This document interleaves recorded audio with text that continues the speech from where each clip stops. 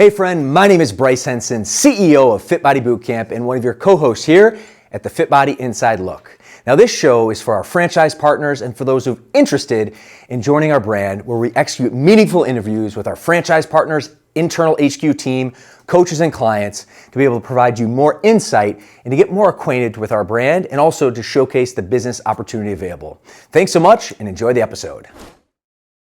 Welcome back, friends, to another amazing episode. And before I tee up today's guest, who's a dear friend of mine, Betsy, I want to give you a friendly reminder to give us a like and subscribe on YouTube and write us an amazing review on iTunes. That way we can keep producing this content for you for free. So with that all said, Betsy, welcome to the show. All right. Thanks for having me. Appreciate it. Absolutely. So the big, first question is just want to hear a little bit of your backstory, kind of how did you become a Fit Body owner? Yeah, well, I'm from Indiana. We have a Fit Body in Fishers, Indiana. Midwest kid through and through, so I love living there, love being part of our community, and really looking forward to what the future holds for us. Have some experience in the past in sales, and really wanted to get into the fitness industry, specifically with franchising, and Fit Body was my vehicle. Heck yeah. We'll talk a little bit about that path in a second. Before we do, I want to kind of take a journey back. And I'm curious, were you always a fit lady? What that looked like, maybe your childhood, and really specifically, when did fitness kind of enter your mind, if you will? Yeah, so I'll definitely backpedal a little bit, but again, growing up in Indiana, there wasn't a whole lot to do except through some sports. Yeah. Right? So when I say the middle of the cornfields, literally grew up in the middle of the cornfields. My dad had horses, that sort of thing, and so you got creative really quickly. And for me, fitness did start at a very young age. I fell in love with the game of basketball, actually. And you're from Indiana, which is like basketball country. That's right. You know, we had a basketball, it's called a jam-it at the time. You know, you could crank it up and down. Okay. And so I have a little brother that's as equally competitive as me. And so, you know, again, fitness started really young for me, but it really was in the competition space. And so love sports, excelled in sports, really excelled in basketball. Got a Division I scholarship to Cleveland State, which was awesome. I got to spend a year at Lincoln Memorial at a D2, so I got to have a different experience at a D1, D2, and it really pushed me and propelled me in what I was going to do in my 20s. And so, yes, it started at a young age, but really through competition. But I would say fitness really came into play for me. Everyday fitness, healthy habits was after college. Okay. Got into running, loved running. It's always been my thing. It's my place where I can relax. It's a place where I can think. I'm my most creative. Totally. So it's started early and pushed right through my 20s, and then my fitness journey really got weight loss. It went from fitness journey from an athlete to being fit to being a mom of three, having 3 C-sections. And found myself in 2017 of, where'd that athlete go? Yeah. Where is she? She's lost. And that really was the point where I started my own transformation in weight loss. How was that, 3 C-sections, 3 kids, and that's a very common issue, in terms of just, being very taxing on your body. How did that whole kind of transition go? It was tough. I'm not going to lie. It was tough, but it was honestly... I think everybody in a weight loss transformation has that moment of, oh no, what happened? Mm-hmm. What am I going to do? Mm-hmm. And once you make that decision that you're going to do something really cool happens. Growth starts to happen. For me, I got a one-on-one coach, actually, and in my basement. I knew I could not do it myself. Yeah. And so I needed some help with nutrition, even though my background with, strength and conditioning coaches in college, being around very high level athletes, I knew a lot, but I didn't really know where to go because I'd never been at this, 75, 85 pound overweight mom now. Mm-hmm. So again, 3 C-sections at 5'4", Bryce, and I will proudly say that when I was getting ready to deliver our 3rd one, I asked my husband, hey, what's the bed say? Because it tells you your weight. Okay. Okay. He was like, we're not going to go there. And I was like, I want to know, because I was already getting my transformation going, and I was 232. 232 at 5'4". I was like, kid was out here at 10-pound babies. 10-pound. 10-pounders. Bless your heart. Yeah, they were huge. I mean, they came out crawling, and so that was really fun. But to get back to your question, that was a really hard for me mentally. But it was when I started the transformation with a coach. His name was Tony, and he taught me how to nourish my body. He taught me how to take things slow, and they were 30-minute workouts in my basement. Love that. And it started my whole path into where I am today. Love that. And, I always like to say coaches need coaches. Like, you need coaches, I need coaches. At the end of the day, like, they can show blind spots. So I think there's a lot of value in that, and also appreciate your vulnerability, kind of giving visibility to that journey. Yeah, absolutely. My next question, I want to go to basically the value and also the challenge, I guess, typically speaking, the gym industry being male dominated, and you're a strong female, like basically taking the bull by the horns. So I want to kind of go there, but before we actually go there, really, what made the decision, after you obviously had the sports background, you had your babies, kind of what was the light bulb aside from that experience? What made you actually decide, okay, I actually want to, own my own gym. I want to go into fitness professionally. I want to take the leap of faith and open a Fit Body location. What was that for you? And if you can articulate what that looked like? Yeah, it's a combination of quite a few things. Okay. So I was in sales right out of college. For 14 years in the dental space, actually, and I got to see dentists have their own business that they had no idea what they're doing. They don't take one business class at all in college, and they're coming out running a business. I got to be involved in that sales process, and so for 14 years of hey, what number are you going to hit your numbers at the end of the month? What's in the pipeline next? What are you going to do? It's very fast paced. It was great. I learned a lot. But for me, I realized that there were some other things that I wanted for my kids, for my husband, for my life. And we wanted to create our own financial freedom. Yeah. We wanted to create an impact in our community. And for me, knowing that there's a ton of other females like me that had their own transformation, I wanted to impact them. And so I quickly realized, I love coaching. I was always a coach on the court. I love coaching my husband. I don't know if he loves that, but I love coaching him. I love coaching my kids. And it was just a natural path for me. And so I realized about 2019 that after doing some online coaching that I needed to be face-to-face, nose-to-nose, toes-to-toes with human beings in a coaching space. And so for me, that was with Fit Body Bootcamp. And being a female in that area is a little scary. Totally. A little scary. You really have to reach out and find the women that are running a business. And so I found them, I called them, I asked them the hard questions like, how is it multitasking, being a mom, and getting them to school, getting them to practice, and then having your own team? Because not only do I have 3 kids, but I have 4 coaches that are also kind of children at this point, right? You have a husband that you're, kind of another child in a sense, right? So there's all these things going on. And so I think as a female, you kind of just naturally are good at multitasking. It's a superpower, and I didn't realize I had that superpower. Yeah. So for me, I really lean in on that.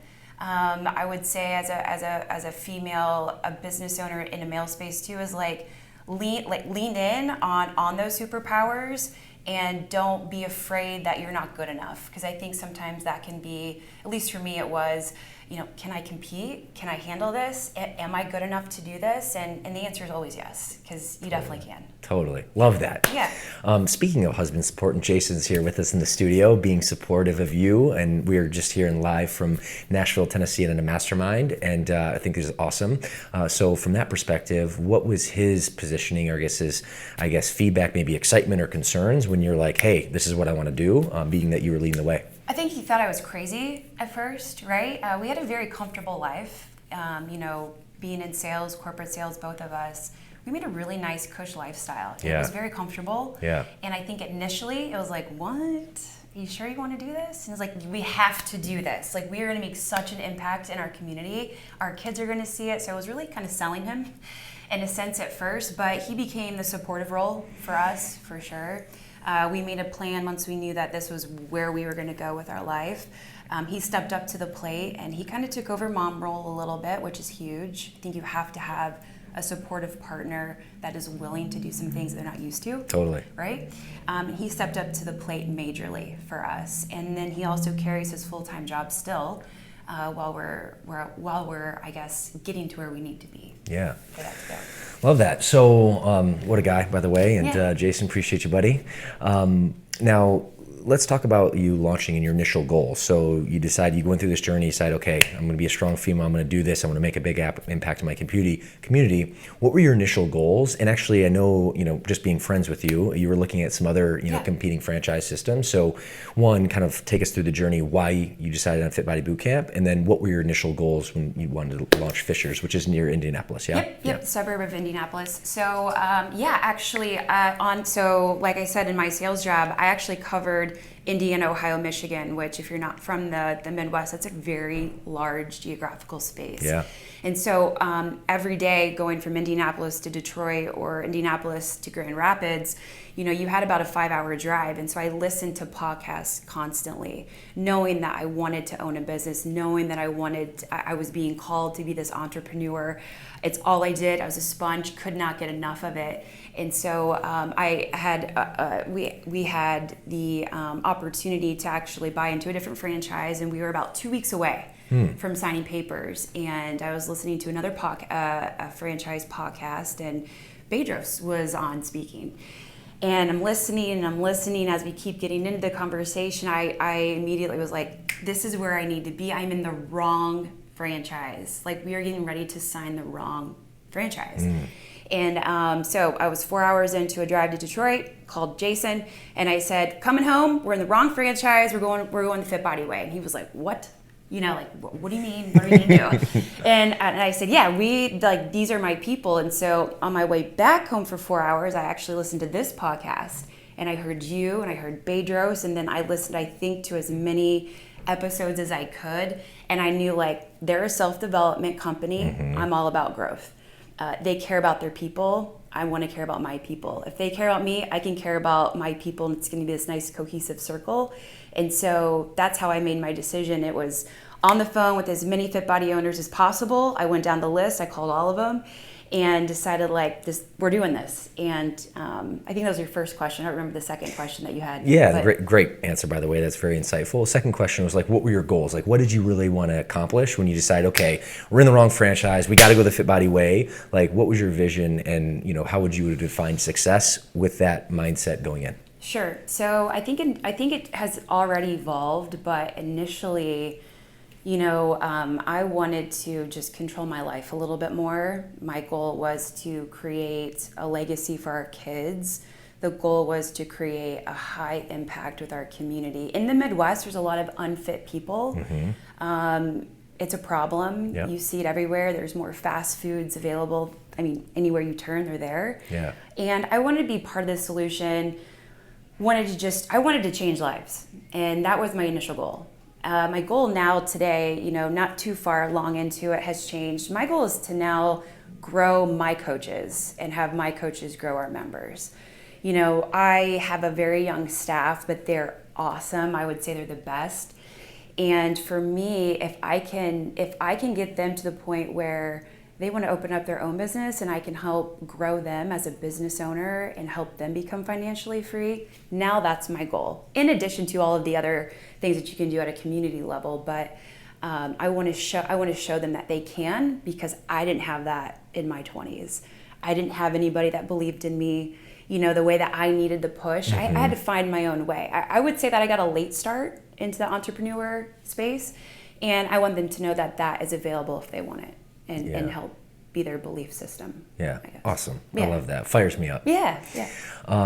We talked about your children and being a busy mom and husband. Walk us through a day in the life of you as a gym owner, and then also too want some context for what it's like, obviously running the family and raising kids as well, because a lot of our viewers are busy moms and dads that are interested to launch their own business and make an impact in their community, but really are curious what that looks like. So we'd love to hear that. Great question. That too, I believe, definitely evolves. It changes every day, right? Especially in the grand scheme of things, you're about a year in, right? Yep. So I'm sure it's going to continue to evolve, but I'll kind of go in stages. Sure. Maybe. Yeah. So initially you're everything. You're wearing every single hat. So there is much more time away from the kids than you anticipate. And I think that that's something that you need to know going into it, but it changes and it's not going to be like that every day. Right? So that's important too. But many days started out at 4:30 in the morning where I'm up getting my own workout in, heading directly to the gym, helping the coaches, getting back home by 6:30 to pack lunches, get the kids off to school, have the husband take them, and then directly back to the gym to help with whatever's going on. And then I knew for me that I had from 8 a.m. until 3 o'clock to get as much sales and marketing as possible because I wanted to put the mom hat on at 3:30. Like 8 to 3 is your window. Dude, if I'm not getting it done, it's not getting done. Copy. And so, it is like all day, from 4 to 4:30 to start time, 3:30, like that's when it all has to happen. And then mom mode happens. Mom mode happens. Cool. Has to, because for me, faith family is the most important. Yeah. Love that. Yeah. I want to go back to the desire to impact the community, which is, we're kindred spirits. I got fit, went through my own transformation early 2007, got really passionate and wanted to give that to other people. I know you're the same way, which is really the vision. So can you share maybe one or two of your most memorable, I guess, transformation stories or client success stories to date to kind of show the audience, what type of impact you can have? Yeah. So to stick out, for sure. Can I use names for this? Yeah, please. So, I'll probably just use first names, but yeah. So we have Kristen, who walked in January of last year, and Kristen came in nervous, scared. You could tell unhappy. Probably 60 pounds from where she needed to be, where she wanted to be, and just didn't know where to go. Yeah. And so now, Kristen's dropped 30, 40 pounds. She comes in with shorts on, which is a big deal. She used to come in with long sleeves and pants, and but now she smiles and she posts things. She's excited. She helps others that come in, and I think for me, seeing tears of joy from her of how Fit Body has just changed her life. That's where it all is. I remember Kristen told me, Betsy, I just want to be able to run a mile with my husband. She's totally doing that now. Like, crushing it. Come on, that's what it's about, right? The other one's not so scale related. The other one sticks out to me. Her name is Julie, and Julie needed just a place to go to get away. She needed a place to go and get away, but scared. Big deal to get out in front and work out in front of people. Oh yeah. Huge deal. Oh yeah. She's a rock star now. She's like a little ambassador that walks around. She's high-fiving. She's staying after, session. She's staying before session. She's welcoming people. She's hyping up her playlist of music. That in itself is a transformation. Love that. So especially cool. when people like that come in, they're in a shell and all of a sudden they just break out of their shell and they're just so vibrant, and that's incredible for them, incredible for your community, just incredible for you and your coaches. So. Oh yeah, it's great. All right, so I want to kind of take this and looking back, 30,000-foot view, in your year-long experience so far, which you're on an incredible path. I'm going to basically show you some acknowledgement and give some audience some takeaways towards the end. But what would you say, Betsy, from your perspective, have been the biggest challenges and also the biggest highlights to date? Biggest challenges would I would say understanding how to delegate. You have to trust your team. And at first, when you jump into owning and running and operating a new business, that's really hard to do. Everything matters to you. And so everything you want needs to be perfect. And nothing's perfect, ever. I'm laughing because we're kindred spirits to our audience back home. I just feel we're kind of cut from the same cloth. So Betsy, when you say, certain aspects of your mentality and perspective, I feel the same way. So. Yeah, it's crazy. It's hard. You want everything to be perfect. And out of the gate, when you first start, that's really hard to figure out. I think what has helped me the most is being part of a mastermind group and finding your own circle. So I used to have a coach, and it's a little off topic. I had a coach who told me to be a lighthouse, not a tugboat. Yeah. Be a lighthouse, not a tugboat. And I've had to remind myself that and understand that, you can get through any challenges if you calm down, you don't try to do all the things, and you lean in on your team. Can you share the analogy? Because that analogy just speaks to me, but in case someone who hasn't heard of that, the difference between a tugboat versus a lighthouse. Yeah, and I'm going to actually use it. I'm going to use it in a marriage makes the most sense to me analogy-wise. But oftentimes, even in you'll have a wife that's like pulling the husband to come along on her journey, right? That was me, just for like 12 years, pulling, like, come with me. But the moment that I stopped worrying and spending all of my energy on pulling that person, he came along on his own, because I stood sturdy in my belief system, making myself better, making our kids better, all the good things. And that quickly, I think, became apparent that that's who Betsy is. Like, just, you can find her, she's going to help you. Oh, you know? Love that. Yeah. Great takeaway. Yeah. All right. Well, you've been so gracious with your time. We just delivered an awesome experience our last 2 days with all of our mastermind members here in Nashville. Yeah. So, and I know you're busy and tired. You got to drive home ahead. So I want to transition to the lightning round, which will still be able to provide our audience some value if you're up for it. Sure. So one of the things we talked about earlier, and this is something you hit on, was about the personal growth journey and being a personal growth company, which we really are. What are a few things that you do to continue develop your growth, and be specific in the sense if it's a mastermind or if it's a podcast or a book? Would love some recommendation just to give our audience some insights to basically how you develop and really the importance of that. Yeah, first of all, I love this question. For me, like I said, I'm a sponge, and it just has not slowed down. Cannot get enough. I listen to a ton of podcasts, and I think that is a great way to learn from people that have been through it, are doing a good job. Do you want me to name those? Yeah, for you? please. So, just a few. And it's not just because I'm on here, but I listen to every episode of this of this podcast, because for me, it's a lot of just real people. Yeah. Giving and delivering real stories, and it's very relatable for me, and I learned quite a few things. I listened to Chris Crone, Grant Cardone for sure. I listen to Andy Frisella's podcast, but sometimes it gets me revved up too much, and I have to calm it down. I'm with you there. And then I'll have to like revert over to Ed Milet, who's kind of like his balancing act, and like calm it down. Dr. Gabrielle Lyon, I love hers. I would say those are the top like 5 or 6 that are on a repeat for me. Books, soundtracks by I think it's John Acuff, Acuff. Okay, so it's changed my life. I now read it once a month. So, Soundtracks. Okay. Soundtracks. Actually, I got it from another masterminder, Daryl Lynn, who has been on this show as well. She mentioned that today actually in presentation. Yes, it's phenomenal. I made my team read it. Like I said, I now read it once a month. Oh, wow. Because you pick something up every time, and it's about changing your mindset, changing the old records that are playing in your mind, and it really does transform how you start thinking, talking, and walking. Okay, it's great. Winning, Tim Grover for sure. You Can't Hurt Me by David Goggins. That was more personal growth on how much more I can give, for sure. And I would say,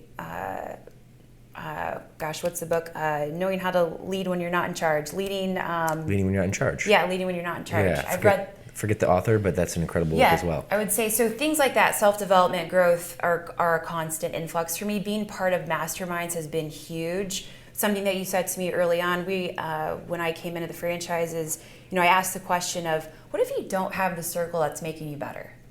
What do you do? And you were like, 1, you'll attract it, but 2, you got to go out and put yourself in some positions to do that. So for me, being in some masterminds is important. I got into Jesse Itzler's Big Ass Calendar Club. Yeah. Okay, game changer. The best year of my life to this date was 2021, when things probably shouldn't have been the best post-pandemic. There's all sorts of things that you can learn about how to just plan your life out and build your life resume. You are going to do the things that time's constantly moving, so you better start doing the things you love to do. And one of those was becoming my own business owner, running and impacting our community. So those 2 things, and I continue to look, I would say have been tremendously helpful. Heck yeah. Incredible gold there. And for the Jesse Itzler's Build My Life Calendar resume, this is the second time I've heard you say it, and I'm gonna take action, because Jesse's awesome. He was our keynote, obviously at our World Conference. And you got to do it. Love that. You got to. There's Nasogi's on there. So we're said 2 big things you're going to do each year, and you plan around it and you work your tail off to get it. Heck yeah. It's great. Love that growth. Yeah. All right, looking back, what would be one or two mistakes that you made, and probably just green mistakes as a new owner, that really could, shine some light on some potential potholes to avoid for our audience? Going off what the franchise script has already given you, I would say was huge, because you think you know, you don't know. I didn't know. I thought I knew. I didn't. I was like, no, I can do this better. No, I should have just done exactly what they told me to do early on, before the doors even open. Some of the things I would say also, lean into your CRM and understand all of its power and capability. Really study it, practice it. I didn't do that early on. I wish I would have. Yeah. It would have made processes better. Okay. Yeah, gold. What about fears? I mean, human nature, it's part of our existence, right? And anytime you take a big endeavor, like, having a family and launching a fitness business, especially coming out of a very comfortable situation, what were one or two fears that you had going in? Am I going to fail? What happens if I fail? Mm-hmm. Immediately mom mode comes in. Graham, Reese, and Paige, or what are we going to do? What am I going to do for Jason? Are we going to go under? Mm-hmm. And those are just limitations you put on yourself, for sure. But that's definitely a real fear right out the gate. Yeah. Another fear was not being good enough of a leader for my team. Just a little nervous. Can I get them to believe in me? Can I get them to believe in themselves? Am I going to be good enough for this? I want to make my franchise proud. Am I good enough for them?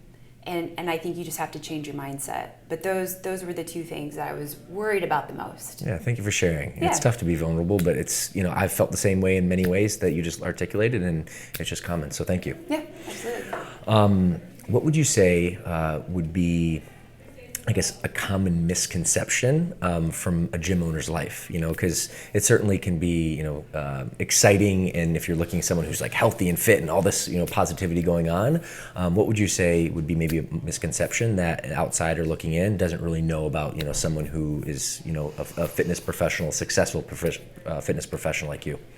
I would say there's a couple things. I would say that you have all this free time, you're just showing up when sessions are going on. When your clients probably ask, what, you just hang out all day? Yeah, you just hang out all day. What do you do? And no, when you're owning something that is impacting somebody's life, livelihood, they're paying you to help them. Mm-hmm. You wear that, and you feel those emotions 24/7. We have to put time limits on ourselves at home when not to talk about it. Totally. Boundaries are important. It's so important to our family, to our members, to our community, but you are in it 24/7, and nobody truly knows how many hours you put in. I mean, you just don't know. Totally. It's 10 o'clock at night and somebody complains on Google. You're responding mm-hmm. because you care. Mm-hmm. Oh no, Mrs. Jones, you know what? Come back in. We're going to help you. I'm so sorry. Anything. Yeah. Anything positive too. You want to make sure that you're there for your people. And I would say that it's more time consuming than you think. Totally. In a good way, but it's definitely more time consuming than you think. What about the unexpected fulfillment, playing that positive aspect? And, we both got in, obviously, to change lives. And from your perspective, what has been maybe a silver lining and a benefit and a value to your life and to your business that you maybe didn't really expect going in? Well, I didn't expect to feel the feels and cry with as many members as we do. I mean, we cry. We literally cry. Tears of joy, tears of sadness. I didn't expect that, but it's so fulfilling to just be a part of that. I also would say it's super fulfilling to have your kids be so proud of you. That's where it's at. Oh, that's awesome. They wear their Fit Body t-shirts to school. My daughter Reese has a little trick because she's 9, so they always want to have play dates. But nobody, new parents don't have your number, for example. Okay. So she takes my business cards. That's awesome. It's this new thing that she does. So she's handing out my Fit Body Bootcamp cards. And I don't know why I just said that, but she took pride in that, I think, is where it came from. And just seeing how proud that they actually are of you, that's where it's at. That's where the happiness is. Yeah. It's such a great role model for your kids, for your team, your family. Love that. Yeah. Yeah. All right, Betsy, this has been awesome. I have one last, question to finish us off. And this is really some parting piece of wisdom for our audience who's maybe was in your place before you started your journey and became a Fit Body owner. But, they're interested, they're excited, they feel that passion, but for whatever reason, they're scared, they're nervous, something's holding them back. What would your parting piece of advice or wisdom be? I would say after you have, and I don't know where everybody's faith is on this, but after, for me, after I had the nod from the guy upstairs of like, this is where you need to be, I would say, wouldn't you have that gut feeling like, if you can't, Todd Durkin just said something at a meeting that I was at, and he said, if it's constantly whispering at you, that's God talking to you that you need to act on it. If they're like loud and erratic, that's just your ego, something to that effect.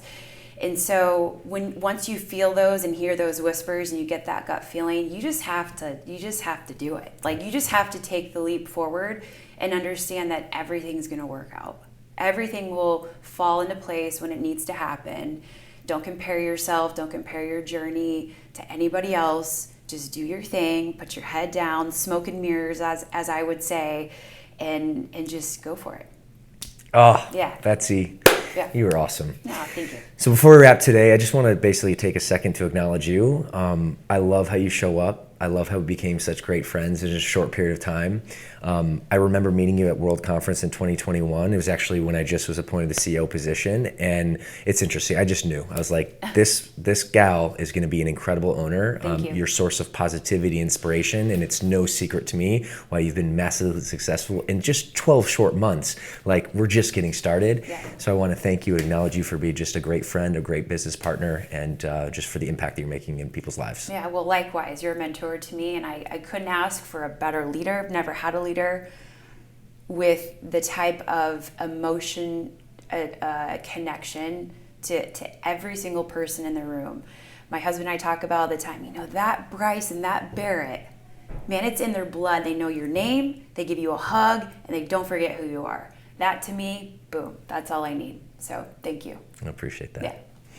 Well, friends, I know you got a ton of value today. This episode was such an incredible feat. So as always, give us a like and subscribe on YouTube and write us an awesome review on iTunes. Oh, and better yet, drop your best comment or biggest takeaway in the comments. That way we can continue to engage. So Betsy, thank you so much, my dear. Thanks, I appreciate it. And friends, we'll see you in the next episode.